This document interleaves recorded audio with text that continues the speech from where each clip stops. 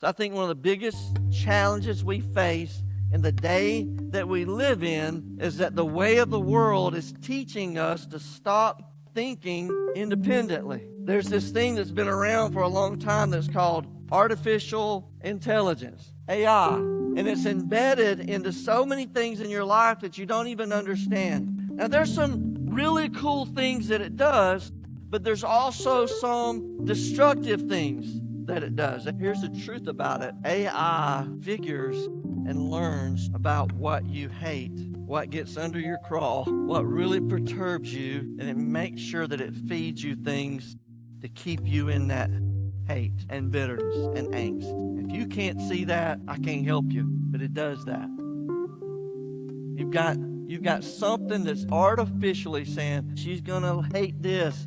This is going to get her so frustrated and angry for the day. The artificial intelligence finds a group of people that you don't care for and makes sure that your feed is just flooded with that information to propel you down there. The trouble we face with this is that we're becoming less and less independent thinkers, and we're listening more and more to how the world says we should think about things.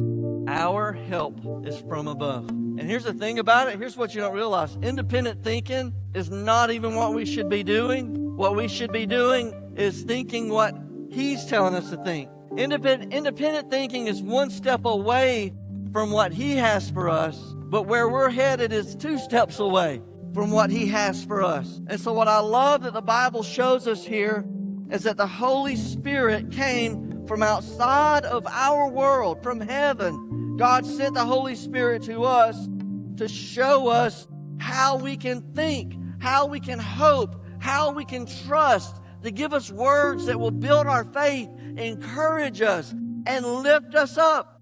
Trusting and hoping and listening to God is the solution. Psalm 1 says it like this: "Blessed is the man who walks not in the counsel of the ungodly, nor stands in the path of sinners, nor sits in the seat of the scornful, but his delight is in the law of the Lord." Hear that? "And in his law he meditates day and night." What are we meditating on day and night?